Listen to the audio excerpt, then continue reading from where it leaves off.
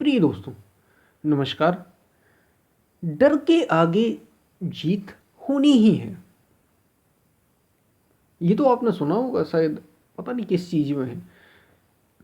डर के आगे जीत है।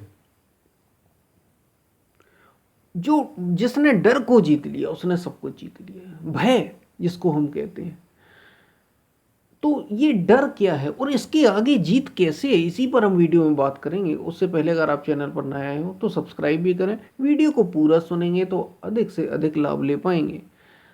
पसंद आए तो शेयर ज़रूर करें, शेयर करना ना भी भूलें ना, शेयर ज़रूर करें। हम चलते हैं अपने वीडियो की तरफ। डर के आगे जीत है। डर के आगे जीत होनी ही है। इस डर को जीत लो बस। ये जो भय है हमें होता रहता है। और भय किस चीज़ का? असुरक्षा, जीवन की बात कर रहा हूं मैं। ये किसी ऐसे डर की बात नहीं है कि किसी भूत से डर लग रहा है हमें, कि कोई भूत है कोई दूसरा है। हम तो डरते, ये डर का मूल कारण पता है क्या है? मन। डर का मूल कारण ही दूसरा है। अगर कोई दूसरा हो ही ना तो क्या तुम्हें डर होगा? हमें डर क्यों होता है? क्योंकि कोई दूसरा है। ये हर चीज के मामले में, और ऐसे ही डर के मामले में भी। डर कब होता? अंधेरे में भी जब आप होते हैं, अंधेरे में एकदम अकेले, तो भी डर किसका होता है? कि कोई भूत ना हो, यानी हो कोई दूसरा। किसी रूप में भले ही हो, लेकिन होगा तो दूसरा ना। अगर दूसरा हो ही ना तो डर होगा कैसे? डर को जीतने का विज्ञान, भय को जीतने का विज्ञान इसी पर आधारित है। अगर तुम्हें डर जीतना है तो इसको समझना होगा। स्वामी विवेकानंद, अगर आप उनके वक्तव्य पढ़ें, उनके भाषणों को सुने, उनके भाषणों को पढ़ें, तो आप उनमें अक्सर ये पाएंगे कि वे कह रहे हैं कि भय रहित हो जाओ। किस बात का भय है तुम्हें? किस बात की? हमें एक चीज तो हमने ऐसे भय की बात कर ली, अब हम और जीवन से जुड़ी हुई चीजों पर बात करते हैं। हमें डर किस चीज का होता है? असुरक्षा का, कि हमारा कोई नुकसान, भविष्य में क्या होगा हमारा। जैसे कोई अगर अभी परिवार चला रहा है अपना, बड़े आराम से गुजर बसर कर रहा है, अचानक से उसके मन में चिंता आती है कि मेरे बच्ची, उसके बच्चे हैं या बच्ची हैं, दो बच्चियां हैं उसकी, ये एक एग्जाम्पल ले रहा हूं मैं। उनकी उसे अचानक से याद आ जाता है कि अरे इनकी शादी कैसे करेंगे। शादी को अभी 20 साल है, आगे का आगे, वो उसे भी नहीं पता वो रहने वाला नहीं रहने वाला, क्या होने वाला है जीवन में उसे नहीं पता। लेकिन डर मौजूद है। यानी डर होता ही तुम्हारी भविष्य की कल्पनाओं में है। भविष्य में होता है डर। ये भय जो हमें चिंता सताती रहती है, ये जो भय होता है, ये डर होता है, ये भविष्य में पलता है। भविष्य में ही रहता है कि भविष्य में कहीं कुछ हो ना जाए, कहीं कुछ समस्या ना आ जाए। ये मन की बात है। यानी भय होता ही मन से जुड़ा है, और ये जो भविष्य है ये मन से जुड़ा है। भविष्य की कल्पना किससे जुड़ी? मन से। आप में ये होती ही नहीं। कोई दूसरा होता कब है? जब मन खड़ा होता है। मन ही ये पैदा कर रहा है, मन ही सब को आपको दिखा रहा है आपकी कल्पनाओं में।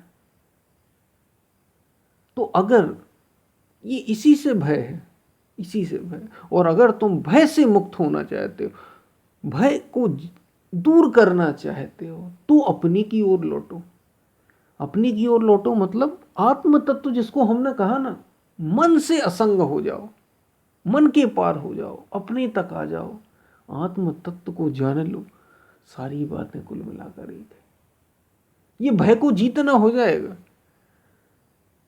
इसी भय को जीत लिया अगर तुमने, निर्भीक हो जाओ। और जैसे जैसे तुम निर्भीक होगे, वैसे वैसे तुम पाओगे कि तुम तो अपने करीब हो। तुम जितने अपने करीब आते चले जाओगे, तुम अपने से दूर हो गए, इसलिए इतना डर लगा रहता है तुम्हें। यही तो बात है। हमने अपने को खो दिया और हम दूसरे को पकड़ लिए। जैसे एक कोई बच्चा अपनी माँ के साथ होता है, और माँ को छोड़कर वो खिलौनों में उलझ जाए, दूर भाग जाए, माँ से अपनी दूर चला जाए और उलझ जाए दुनिया में, फिर तो वो डरेगा ही डरेगा, क्योंकि उसने छोड़ दिया अपनी माँ का आंचल। उसने छोड़ दिया अपनी माँ को जिसके सहारे वो ये सब कुछ कर रहा था। इसलिए तो डर है। अब हम सबके साथ भी यही, हमने अपने स्वभाव को, अपने आत्म भाव को, अब देखिए इसे परमात्मा कह लें आप, इसे सत्य कह लें आप, इसे स्वयं की खोज कह लें आप, सारी बातें कुल मिलाकर हमने उस असीम को छोड़ दिया, उस शरीर को पकड़ लिया। इसलिए डर मौजूद है, रहेगा ही डर, डर लगा रहेगा, क्योंकि तुमने अपने को शरीर मान रखा है तो डर तो लगेगा ही ना। ये तो बदल जाने वाला है, ये मिटने वाला है शरीर। ऐसे ही तुमने अपने को मन मान रखा है और मन कल्पनाओं में उलझा है, वो भविष्य की चिंताएं देता रहता है, मन बदलता ही रहता है, मन की तो रंग ही कई सारे हैं, तो डर कैसे जाएगा। और डर के आगे जीत है। जैसे जैसे तुम अपनी ओर बढ़ते जाओगे, आत्म भाव में बढ़ते जाओगे, तुम शरीर से ऊपर उठोगे, मन से ऊपर उठोगे, इनके संकल्पों से ऊपर उठोगे, तुम जीतोगे। तुम अपने तक जैसे ही आओगे तो तुम डर से मुक्त हो जाओगे, तुम भय मुक्त हो जाओगे। अगर तुम्हें डर से छुटकारा चाहिए ना, अपने तक आ जाओ। और इसी को अद्वैत भाव भी कहा, क्योंकि मैंने शुरू में ही बताया कि दो है तो डर है, दूसरा है तभी तो डर है। चाहे वो आदमी हो तो आपको डर लगता है, जैसे आपका कोई दुश्मन खड़ा है, आप अकेले हैं, डर लगेगा आपको। कोई आपकी बात नहीं सुन रहा, आप कुछ करना चाहते हैं, डर लगेगा आपको। समाज में इसलिए तो हम इकट्ठे होते हैं, सोसाइटी के रूप में, संगठन के रूप में, ताकि कोई हमें डरा धमका ना सके। डर क्यों लग रहा है? क्योंकि कोई दूसरा है, चाहे वो मन में हो या भौतिक रूप से हो, और डर के आगे जीत है। तो तुम अपने तक आओ। इसी का, ये आध्यात्म का मूल भाव ही है कि भय मुक्त कर दे तुम्हें। आध्यात्म तुम्हें भय मुक्त करने के लिए ही, तुम्हें डर से छुटकारा दिलाने के लिए। और कह रहा है, ये आध्यात्म की, स्पिरिचुअलिटी की बात ही है कि तुम शरीर और मन से असंग तो हो जाओ, तुम अपने तक आओ तो डर से मुक्त हो जाओगे खुद ब खुद। अब आदि शंकराचार्य जैसे, अब ये समझिए तो निर्वाण अष्टकम में शायद ये बात है कि अहम निर्विकल्पो निराकार रूपो। आदि शंकराचार्य खुद ये उद्घोष कर रहे हैं कि अहम निर्विकल्पो, कोई विकल्प ही नहीं है, निराकार रूपो, कोई आकार ही नहीं है, तो डर होगा कैसे? डर का सवाल ही पैदा नहीं होता। अहम निर्विकल्पो निराकार रूपो विभूत तो सर्वत्र सर्वेन्द्रियाणम, सारी इंद्रियों में फैला। फिर ऐसे ही उसकी और भी पंक्तियां हैं। चिदानंद रूपा, कहते हैं शिवोहम शिवोहम, मैं तो शिव हूं, शिव स्वरूप हूं। सर्वत्र जो फैला है, जो सब जगह है, कोई ऐसा है नहीं जो उससे बचा हो, कोई अछूता। शरीर हूं ही नहीं मैं, मन हूं ही नहीं मैं। अब किस बात का डर रहेगा बताइए? क्या मृत्यु का भी डर रहेगा आपको? क्योंकि डर हमें मौत का होता है। अगर सारे डरों को आपने जीत भी लिया तो मृत्यु तो होनी ही है ना। इसका डर कैसे जाएगा? ये डर कैसे खत्म होगा?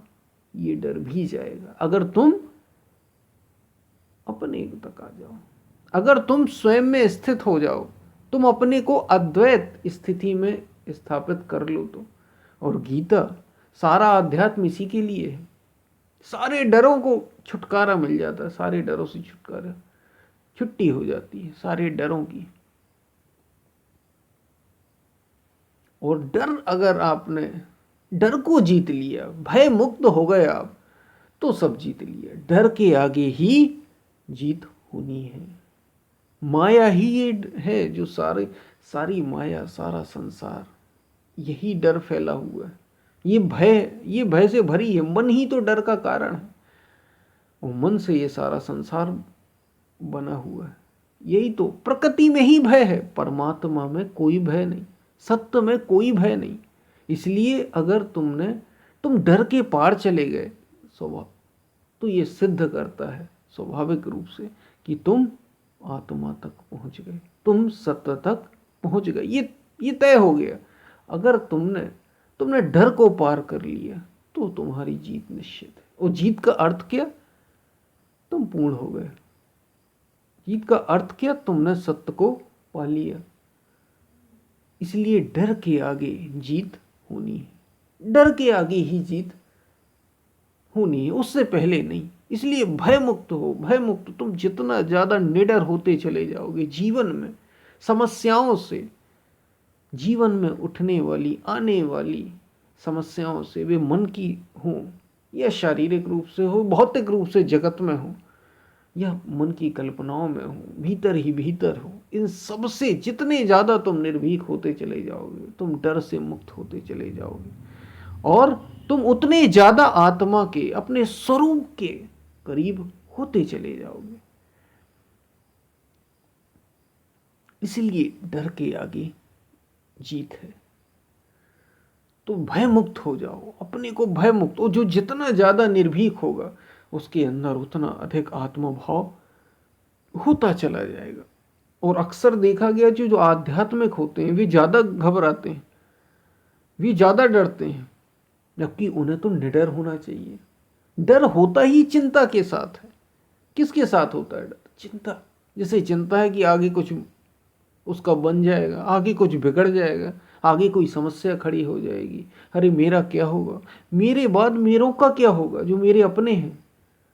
जिन्हें इन सब की चिंता लगी है उन्हें तो डर होगा। और जो जानता है कि मैं तो आत्मस्वरूप हूं, मैं मन हूं ही नहीं, मैं शरीर हूं ही नहीं, वो क्या डरेगा।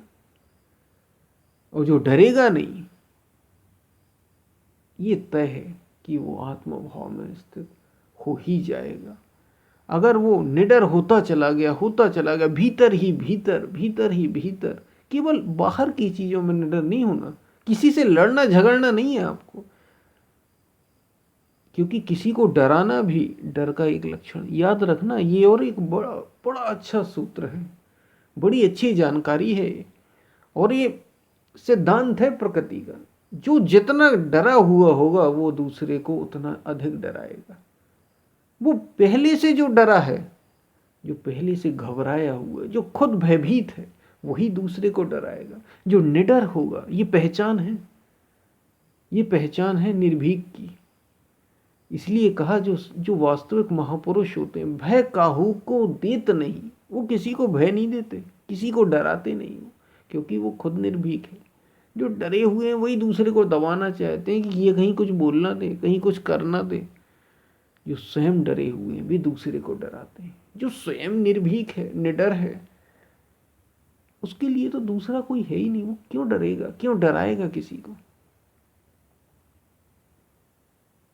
तो आत्मभाव में स्थित हो जाओगे अगर तुम निडर होते चले जाते हो, या यूं कहें कि अगर आत्मभाव में स्थित हो गए तो तुम भय से छुटकारा मिल जाएगा। तुम भय मुक्त हो जाओगे सदा सदा के लिए, क्योंकि दूसरा कोई आत्मभाव में होता ही नहीं।